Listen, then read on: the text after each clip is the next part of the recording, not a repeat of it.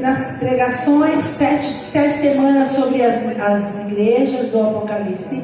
Eu quero que você seja sincero comigo e erga sua mão. Se você nunca tinha ouvido falar sobre essa pregação, eu queria que você erguesse sua mão.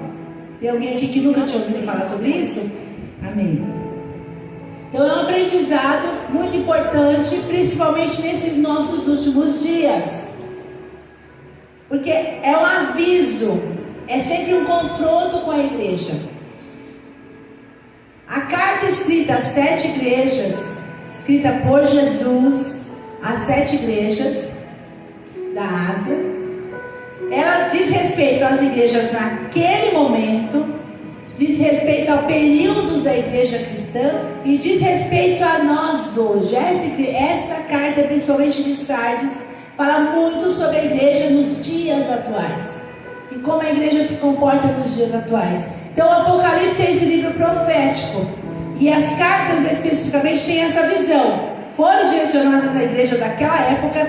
A igreja daquela época passava por aquela situação. Alguns estudiosos separam períodos da igreja cristã relacionados a essas cartas, mas também elas dizem respeito a este momento, ao momento da igreja. Ela fala de momentos da igreja, de tipos de cristãos. E Jesus explica, fala com os cristãos de acordo com essas cidades. Amém? Então eu quero que você entenda que essa carta de Sardes hoje é para mim e para você. É para Miviperia Antártica. Amém? Amém? Vamos ler então Apocalipse 3, do 1 ao 6.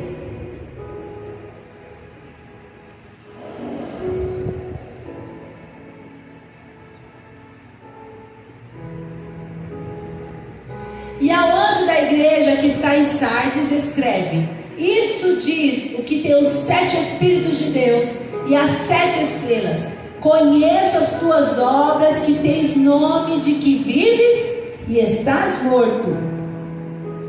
Sê vigilante e confirma os restantes que estão para morrer, porque não achei as tuas obras perfeitas diante de Deus. Lembra-te, pois, do que tens recebido e ouvido, e guarda-o, e arrepende-te. Fala comigo assim: lembra-te, guarda e arrepende-te. E se não vigiares, virei sobre ti como um ladrão, e não saberás a que horas sobre ti virei. Mas também tens em Sardes algumas poucas pessoas que não contaminaram as suas vestes, e comigo andarão vestidas de branco, porquanto são dignas disso. Onde estão aqueles poucos que não se contaminarão? Amém. O que vencer será vestido de vestes brancas, e de maneira nenhuma arriscarei o seu nome do livro da vida, e confessarei o seu nome diante de meu Pai e diante dos seus anjos. Quem tem ouvidos, ouça o que o Espírito diz às igrejas. Senhor, essa é a tua palavra verdadeira, profética, maravilhosa, que vem e penetra até a divisão da nossa alma, do Espírito nessa noite. E fala conosco conforme a tua vontade, conforme o teu querer, Senhor, em nome de Jesus. Amém? Amém. Queridos, como a gente tem aprendido todos esses dias, Jesus fala com as igrejas e com algumas particularidades daquelas cidades. Então algumas coisas para nós não teriam sentido, mas para a cidade tem muito sentido. Então, vamos ver aqui o que acontece com Sardes. Sardes, a glória da cidade de Sardes estava no seu passado. Ela era magnífica, rica, era uma cidade militar. Ela estava no alto de uma colina, com muralhas e fortificada. Ela sentia-se inatingível. Seus habitantes não acreditavam que seria possível alguém conquistá-la em um confronto direto. E nunca foram realmente conquistados num confronto direto. Eles eram arrogantes e soberbos, porque se achavam, tinham a autoconfiança de quem está super protegido. Não preciso me preocupar com nada. Eu já sou da igreja, faz 20 anos que eu sou crente, já me batizei, Olha, não estou que nem o pastor Erso, que foi o pastor Juvenal, mas faz tempo também que o pastor Erso me batizou. Eu estou aqui, 25 anos que essa igreja está aqui, estou protegido por ela, firme, fortificado nela. Cuidado. Cuidado. Você que acha que estar na igreja, congregar na igreja, ter o seu nome entre os dizimistas recebem mensagem aqui? Recebe.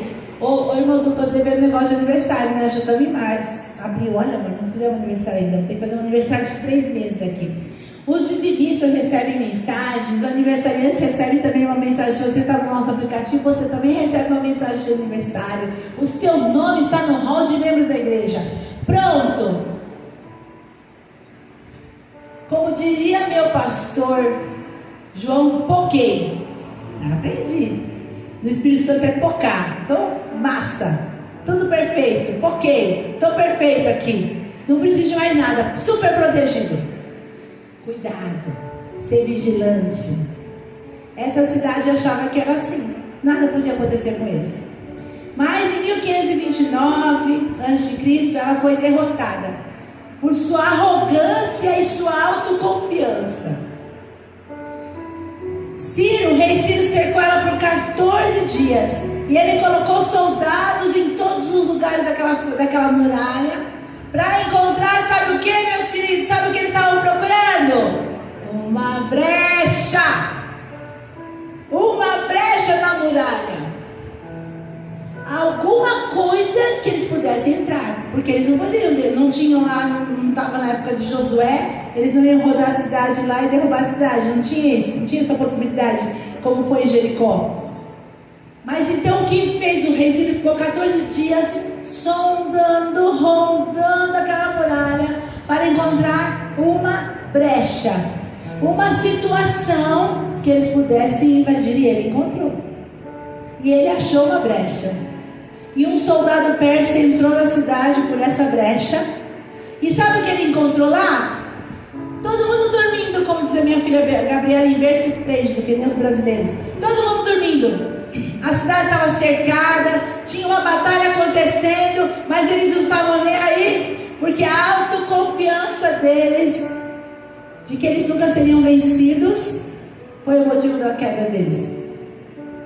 Esse soldado entrou ali, abriu os portões, e a cidade foi destruída quando todos estavam dormindo. Então, como um ladrão da noite. Então esse versículo 3, quando Jesus fala assim: lembra-te, pois, do que tens recebido e ouvido, e guarda e arrepende-te, e se não vigiares, virei sobre ti como um ladrão, e não saberás a que hora sobre ti virei. Isso, para a cidade de Sardes, era uma realidade que eles conheciam, porque por 2 vezes eles foram invadidos assim, e foram destruídos por causa de uma brecha. E eu queria começar aqui essa palavra, aprender com essa palavra junto com você. 2 coisas nós precisamos aprender disso, queridos. Crente arrogante, autoconfiante, que confia na sua própria força, cai na batalha. Ele pode achar que consegue sobreviver, mas ele vai cair, sabe por quê? Porque o diabo vai encontrar uma brecha. Eu quero dizer para você que Satanás é expert em brechas. Ele sabe tudo de brecha, e ele sabe onde procurar. A história diz que um soldado derrubou o capacete dele. A história diz que o soldado derrubou o capacete dele, e não vendo ninguém, entrou por um caminho lá que só eles conheciam, que era o caminho que trazia até em cima. E os soldados diziam, o rei Ciro estava lá, e os soldados todos olhando e vendo. Alguma coisa que o soldado fez escondido, presta atenção, como diz a pastora Priscila, pega aí. Uma coisa que o soldado fez escondido, ele achando que ninguém estava vendo, o inimigo estava vendo. E quando o inimigo percebeu aquilo, usou aquela falha dele Como diz aqui em Apocalipse, quem tem ouvidos, ouça. Quem tem ouvidos, ouça. Quem tem ouvidos, ouça o que o Espírito diz à igreja. Repare as suas muralhas, repare a muralha da sua família, repare a muralha da sua vida, repare a muralha da sua vida cristã, repare os muros da sua vida, da sua casa, da sua vida ministerial, da sua vida espiritual, porque o diabo está rondando, e ele não ronda 14 dias não, ele ronda a sua vida inteira. Enquanto estivermos aqui, o diabo está rondando os nossos muros para procurar uma brecha, para procurar um pecado que eu cometo e acho que ninguém vê, para procurar uma falha que eu penso que ninguém está vendo. Mas o anjo, aquele que tem olhos para enxergar todas as coisas, está vendo, e o diabo também está vendo. Cuidado com os seus muros. Construa muros sólidos para a sua casa, para a sua família, para o seu ministério, para a sua célula. Não seja autoconfiante. Eu sei a Bíblia, eu já decorei a Bíblia, eu já li a Bíblia 50 vezes. Eu oro. Irmãos, mas a Bíblia fala que a gente tem que orar e vigiar. A palavra hoje é: sede vigilantes. Sede vigilantes. Vigie. Não acredite que aquilo que você venceu há 14, 15 anos atrás já até esqueceu. O diabo não esquece. Ele tem um registro e uma boa memória. E ele está rondando. Quem tem ouvidos, ouça o que o Espírito de Deus diz à igreja. Amém? Amém. Repare os muros da sua casa. Não esconda nada. Apesar que você pensa que está escondendo, né? Você esconde da sua família, do seu parente, de você mesmo, mas você não esconde nem de Deus e nem de Satanás. Não esconde. Em nenhum momento nós somos muito ignorantes, para não dizer burros, irmãos, quando a gente pensa que consegue esconder alguma coisa. Eu falo que é a primeira vez, as crianças, logo que aprendem a andar e falar, elas começam a se defender, né? Ô, irmãos, eu cansei de amarrar. Vamos amarrar de novo, tá bom? Ver se fica amarrado. Vou amarrar de novo, vou tentar. As crianças logo aprendem, logo começam a se defender. E eu me lembro que uma vez, a mais engraçada de todas foi o Nicolas.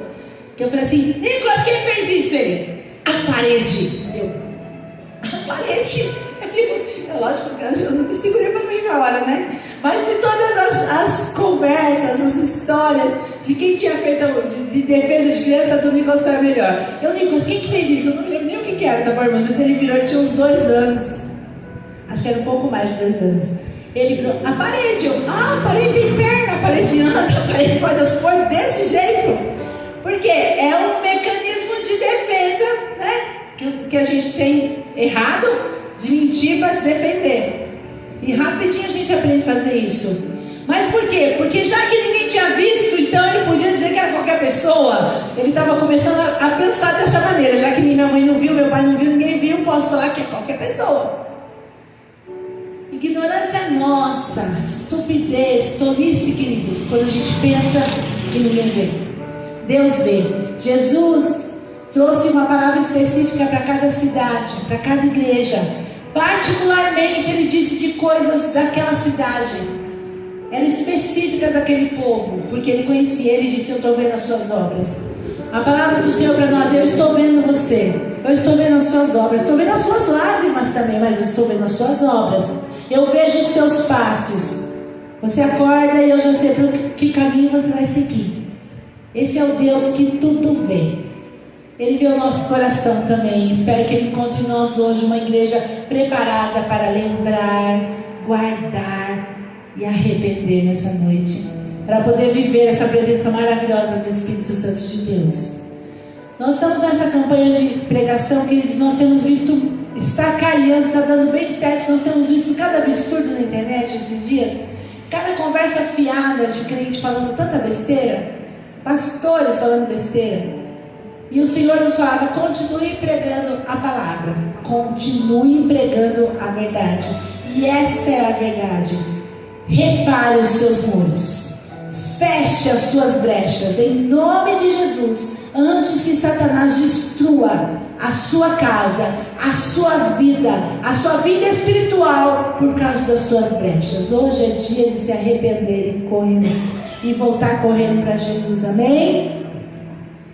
Uma coisa importante, tá bom, irmãos? Nós estamos pregando aqui, tem gente que fica, isso aqui não é pra gente, né? Deve ser pra gente não crente. Não, era uma carta pra igreja, tá bom? Pra igreja, pra gente de dentro da igreja. Não é uma carta escrita para as pessoas do mundo, para as pessoas que não conheciam Jesus. Era uma carta direcionada para a igreja, para o povo da igreja. Então entenda que o Senhor está falando conosco, aqueles que vêm à igreja. Então depois da gente falar sobre isso aqui, então a cidade de Sardes sabia o que era ser roubada e tomada no meio da noite, porque por 2 vezes isso aconteceu com eles. Quando eles estavam dormindo despreparados, a sua cidade foi destruída. Mas depois a cidade foi reconstruída, novamente se tornou uma cidade grande, poderosa, e começou então a adorar a deusa Cibele. Eu nem sabia que tinha uma deusa que chamava Cibele, hein? Que acreditavam que era uma deusa que poderia ressuscitar os mortos. Virou completamente uma cidade idólatra. E em 17 depois de Cristo, então já depois de Cristo, ela foi quase totalmente destruída por um terremoto. Mas o imperador reconstruiu parte daquela cidade e eles então se tornaram um espelho de Roma. Eles começaram a aceitar tudo que Roma tinha ou fazia. Toda a promiscuidade, toda a devassidão de Roma, que você sabe que é isso que acontecia em Roma. Aquilo que a gente acha que acontecia em Sodoma e Gomorra, acontecia em Roma também. Eram práticas, orgias. E essa cidade então se tornou uma cidade totalmente depravada. E ela olhava sempre para o passado, porque ela achava que o passado dela tinha sido brilhante. Ela sempre estava olhando para o passado. E se deixou levar e se moldou aos padrões romanos. E passou a ser essa cidade pervertida, que era a cidade de Sardes.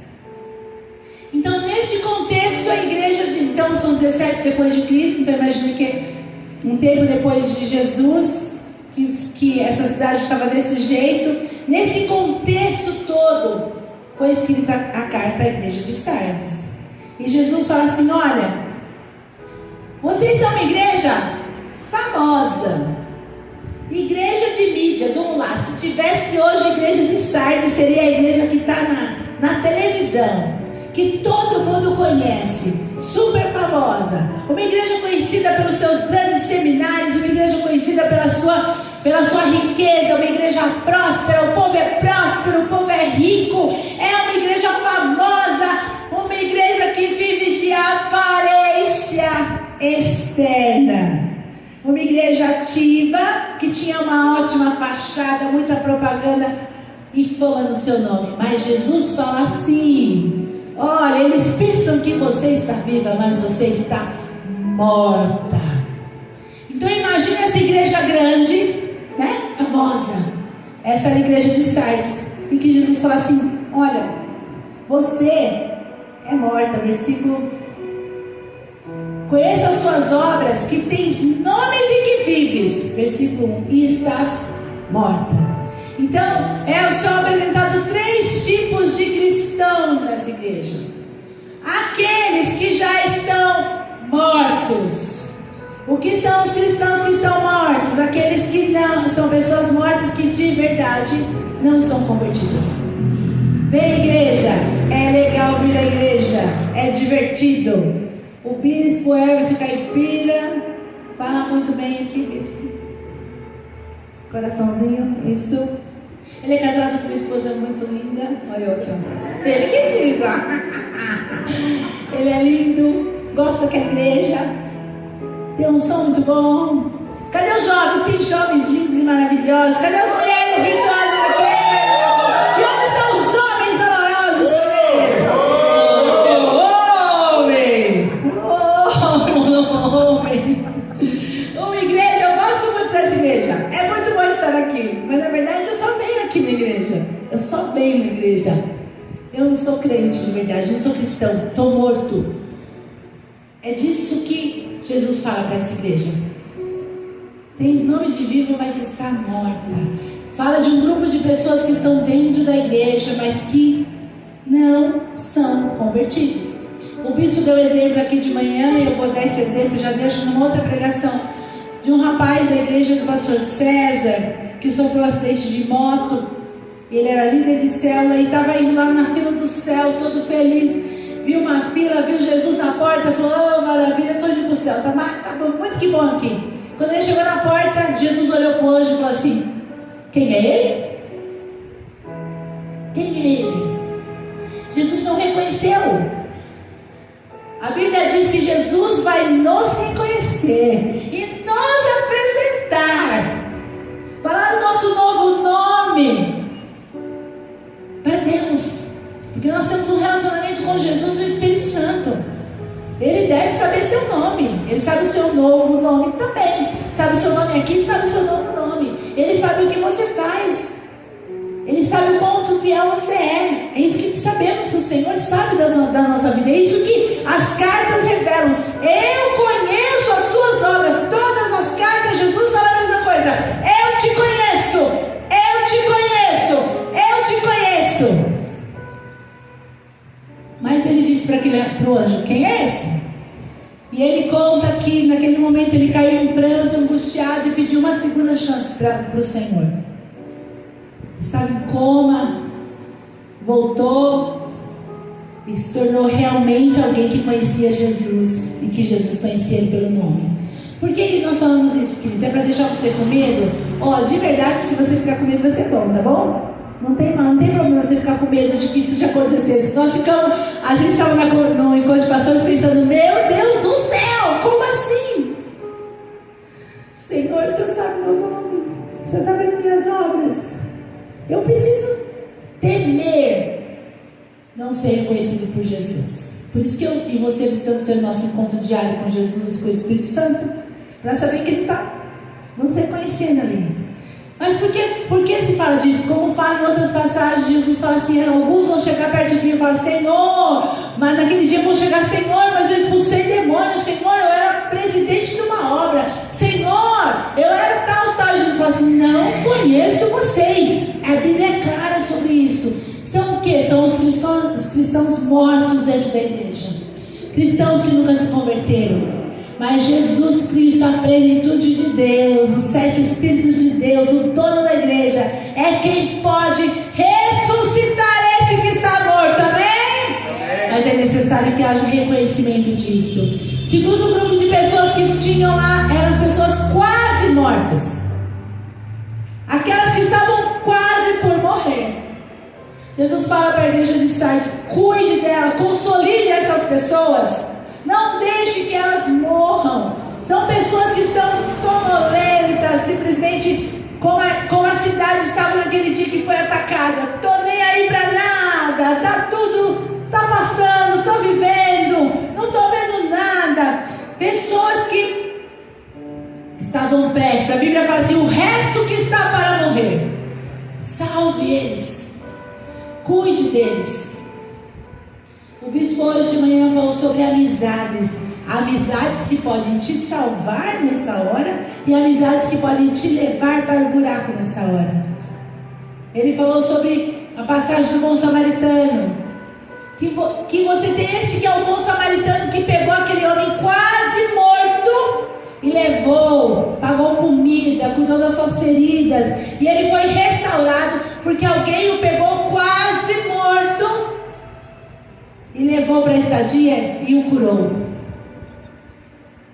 Isso é um bom samaritano.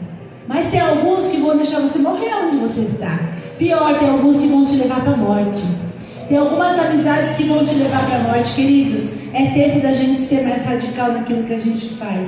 A igreja de Sardes se acostumou e foi vivendo como o mundo, e quando não percebeu como ela já estava perdida, morta, quase morta.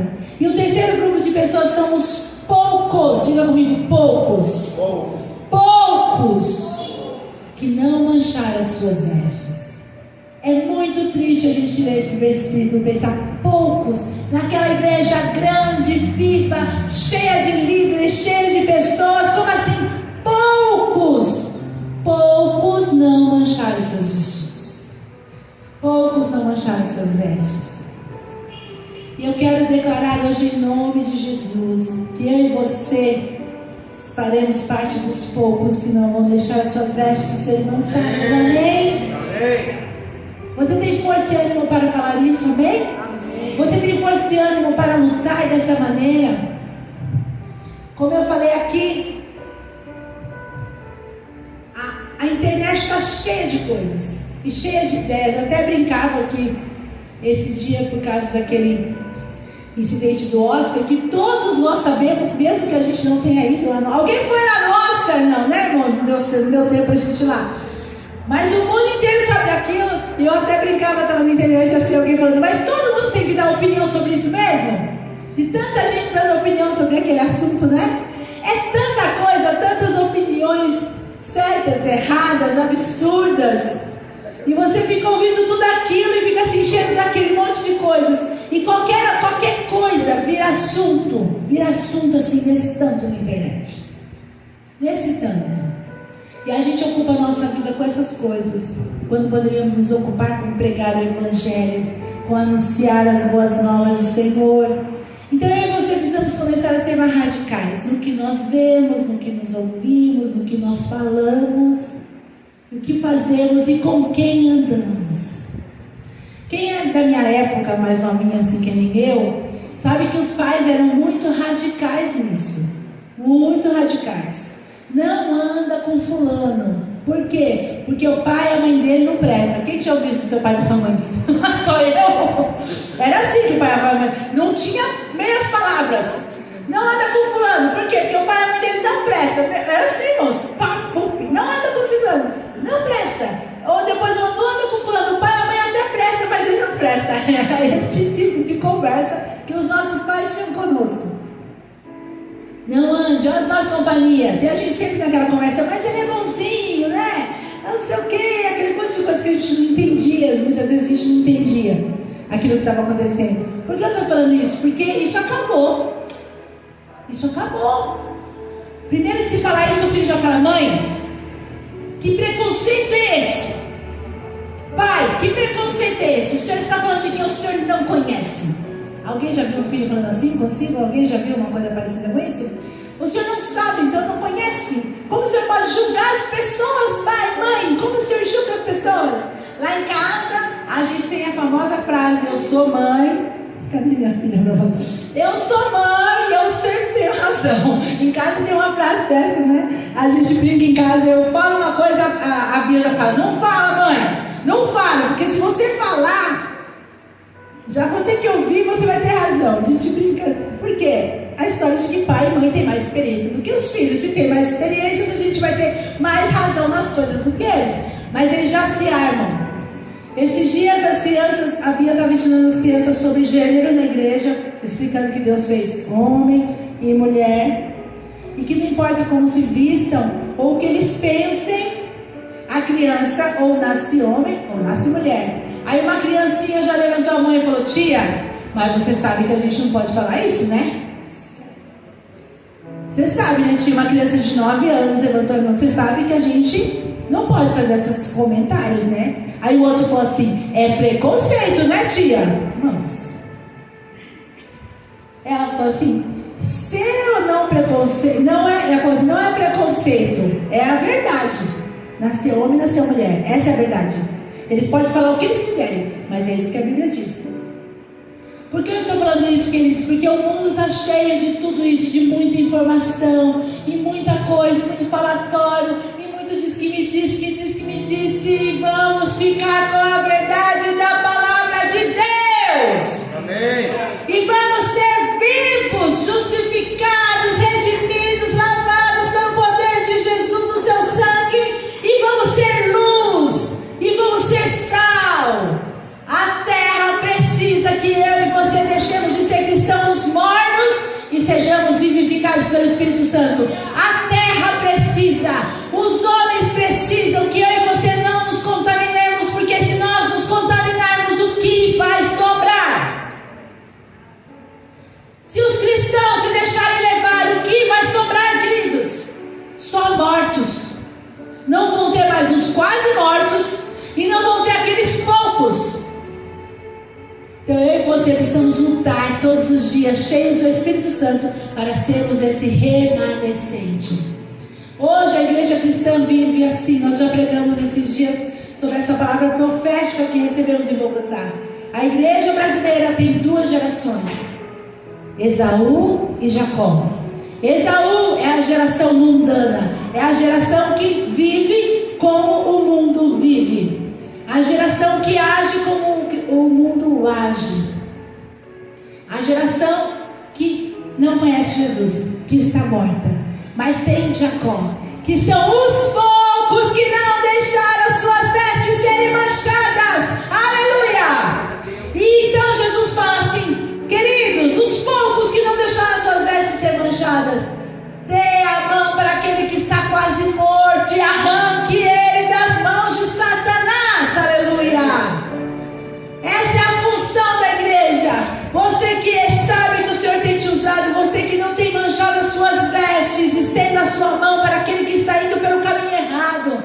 E se ele não quiser, continue estendendo a sua mão. Estenda a sua mão. Estenda a sua mão. E diga que você está disponível para ajudá-lo a tirar daquele lugar. Porque nós não queremos ser essa igreja de quase mortos. Nós queremos ser uma igreja viva. A igreja de Sardes era uma igreja de fama diante das pessoas, mas ela era morta para Jesus. Cristãos que não queriam ser diferentes, que estavam adotando a maneira de viver do mundo. Então eles estavam vivendo assim como envolvidos no pecado, de uma maneira absurda, sem perceber. Nessa história do Oscar, né, que eu vou ter que falar aqui, já que todo mundo falou, eu tenho que dar minha opinião. Todo mundo, um monte de gente: esse é o marido que eu queria ter. Isso que é marido. Isso que é marido. Mas é muita hipocrisia da gente, né? Quando é para bater no outro, a violência serve. Quando é para a gente apanhar, a violência não é de Deus. É muita hipocrisia, irmãos. Eu ficava abismada com essa hipocrisia da internet. Quer dizer, para bater pode, apanhar ninguém quer. Quando é o seu filho que faz uma coisa errada, meu Deus do céu, você vai lá na escola reclamar, né? Quando é na sua casa que deu alguma coisa errada, não pode. Mas quando é o outro, um errou e o outro podia ter consertado e errou também. Todo mundo errou ali. Um errou e o outro tinha tudo para dar certo. Tinha um microfone na mão para consertar. Mas ele foi violento. Mas todo mundo achando bom, achando que isso que é marido. Esposa, seu marido não precisa ser violento para dizer que você é uma mulher de Deus e cuidar de você e proteger a sua casa, amém? Não é isso que a gente aprende. Mas isso que demonstra, queridos, a hipocrisia da humanidade de hoje.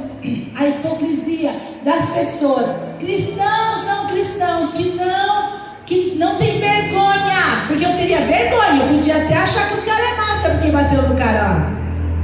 Eu podia até achar bom, mas eu ia ter vergonha de escrever isso, eu sendo cristã, sabendo que Deus não aprova uma coisa dessa.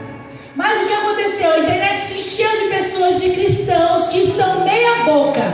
Meia boca, irmãos. Meia boca, porque quem acha que a violência é um caminho certo é um cristão meia boca. Cristãos meia boca, falando as suas meias verdades.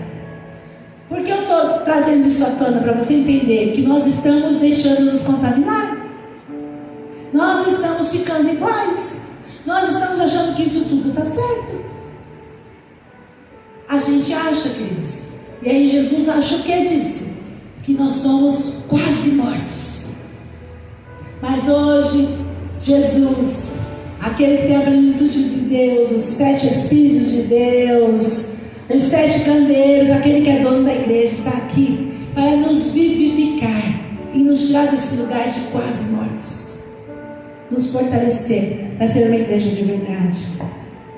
Em Mateus 23, 27 fala assim: hipócritas, pois que sois semelhantes aos sepulcros caiados, que por fora realmente parecem formosos, mas interiormente estão cheios de ossos de mortos e de toda imundície. Essa era a igreja de Sardes, parecia bonita por fora, mas por dentro seu coração já era contaminado, era uma igreja morta. Hoje o Espírito Santo de Deus nos pede para analisarmos o nosso coração. Se a igreja, se Jesus não é o centro da sua vida, não é o prazer principal da sua vida, não é o único prazer, você precisa reavaliar o que é ter uma experiência com Jesus. Faz semanas, nós estamos pregando as semanas que você não ouve ninguém falar sobre prosperidade aqui, né, irmãos? Não é verdade? Bênção. Nós estamos aqui, ó. Só todo mundo apanhando. Porque é o que nós precisamos hoje. O Senhor tem prosperidade? Aleluia. O Senhor tem saúde? Amém. Isso são os benefícios da salvação. Os benefícios de que tem uma vida com Jesus. Mas não são a razão da nossa vida. A razão da nossa vida é o nosso Jesus. Ele é a razão. A eternidade é a razão. A eternidade é o meu alvo. Não é comprar uma casa própria, não é ter um carro novo, não é fazer viagem para as Maldivas, mesmo que eu e você queiramos muito ir para lá. Não é o alvo da nossa vida. O alvo da nossa vida é o céu, é a coroa, são as vestes brancas que serão dadas àquele que vencer e não se contaminar nessa terra. Oh, aleluia! E de novo no versículo 3 fala assim: lembra-te, pois, o que tens recebido e ouvido, e guarda-o e arrepende-te. Hoje eu quero te lembrar que você tem recebido palavra deste altar para mudar a sua vida. E Jesus fala: guarde-a, arrepende-te. Você e eu e você não vamos poder chegar diante de Deus e falar que nós não sabíamos de nada, porque tem sido pregado e anunciado aqui. E é disso que Jesus fala: lembra-te do que você tem recebido, do que você tem ouvido, daquilo que tem sido pregado. Guarda, arrepende. Porque não adianta nada a gente pregar e você não se arrepender nessa noite. Eu preciso me arrepender, você precisa se arrepender como igreja e mudar as nossas ações. E nós vivemos um tempo em que as pessoas todas do Brasil, irmãos, têm acesso à Bíblia, têm acesso a várias versões. O bispo fica assim: troca a versão, põe uma versão, põe outra versão. Não é? Porque a gente tem acesso a 3, 4 versões. A gente tem acesso a estudos bíblicos. A gente tem acesso a informação sobre a palavra de Deus, todas as informações. E se eu perguntar aqui, eu não vou perguntar, tá bom? Fazer uma pergunta mais difícil da Bíblia aqui, você não vai saber. E antes, quando os meus pais não tinham acesso a nada, eles sabiam. Porque a palavra de Deus era a fonte. Era a fonte. A palavra de Deus era a fonte na vida deles. Agora a gente tem tudo. Tudo muito fácil. Mas não lê a Bíblia. Mas não escuta a vontade de Deus. Prefere ir lá na internet procurar uma pregação. Uma pregação e vamos ouvir ela, tá bom. Vamos pegar só as partes boas que a gente quer. Saber o que Deus quer para você? Não quer. Essa é uma geração que está quase morta, porque não conhece a palavra de Deus. Porque nessa carta, Jesus fala que essas pessoas que não se contaminaram foram as pessoas que não contaminaram as suas vestes. Ou seja, ele mostra que o caminho para vencer o mundo é o caminho da santidade. Vestes brancas fala de santidade. Eu não sigo em santidade se eu não conhecer a palavra de Deus, se eu não orar. Irmãos, nós sempre falamos isso aqui. Mover do Espírito Santo é uma coisa sobrenatural. Nós estamos aqui no mover poderoso do Espírito Santo. Quem não gosta? Mas se você não ler a Bíblia, você não sabe o que Deus pensa. O Espírito Santo não pode te lembrar do que você não sabe. A Bíblia diz que o Espírito Santo nos lembrará. Nos lembrará. Tem um testemunho de um pastor de Bogotá, acho que é do pastor Daniel Verges. Ele falou assim que ele tinha muita dificuldade de decorar a Bíblia. E um dia ele lia a Bíblia, mas não decorava. Mas Deus falou para ele assim: o dia que você precisar, ela está aí dentro e eu vou fazer você lembrar.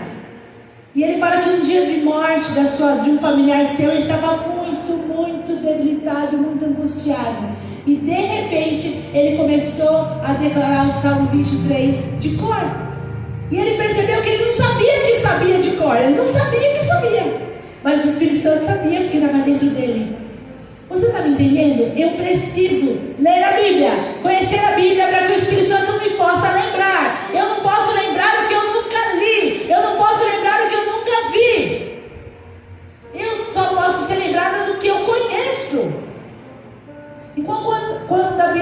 o Espírito Santo vai te lembrar. É disso. É que nem as crianças que pedem para orar. Ai, meu Deus, olha para mim e bem na prova. Eu falei, você estudou? Se você estudou, não dá nem para orar. Se não estudou, não tem o que orar.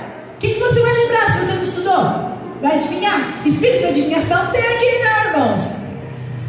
Lembrar.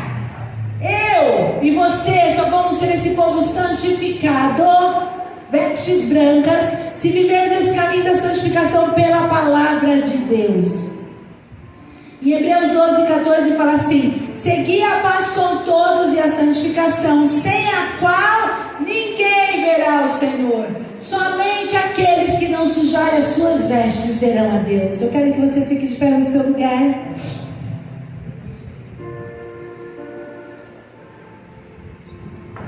O caminho para vencer o mundo e tudo que o mundo tem apresentado para mim e para você é a santificação. São as vestes brancas. Isso só acontece quando eu leio a Bíblia, quando eu recebo a palavra e sou transformado por ela.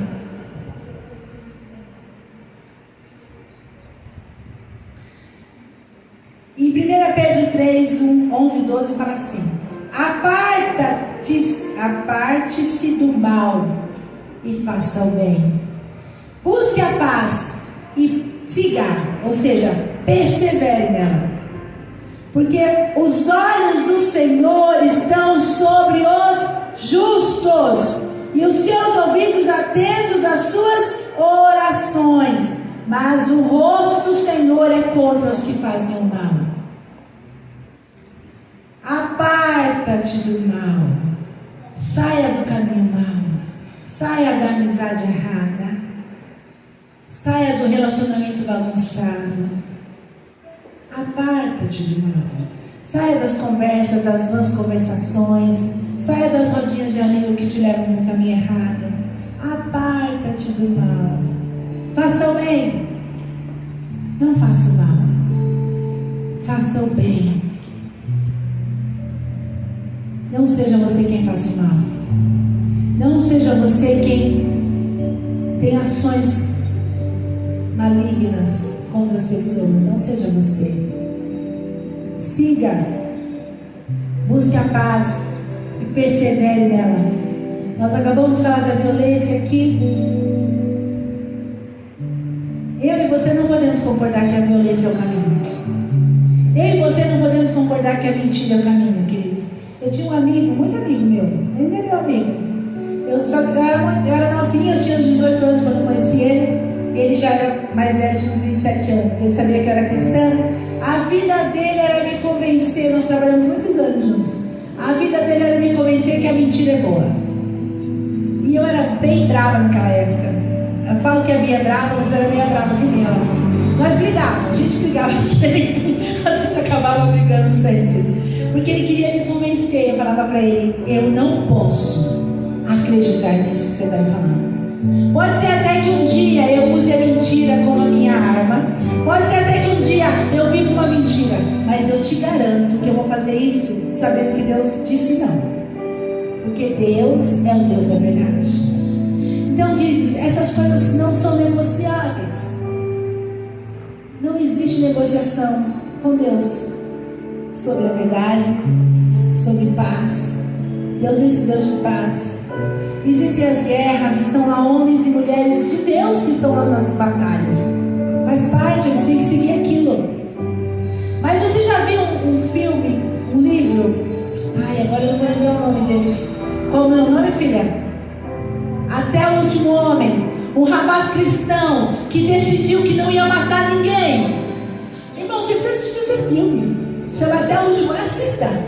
Ele falou que ia para a guerra, ele precisava ir para a guerra, mas ele falou assim: mas eu não vou matar ninguém. Mas você vai para a guerra, você tem que matar. Eu não vou matar ninguém. Ele não matou ninguém, ele salvou uma centena de pessoas sozinho. Porque ele decidiu não se contaminar, queridos. Vale a pena ir até o final por Jesus. Vale a pena ser o remanescente que não se contamina. Vale a pena se apartar do mal. Vale a pena seguir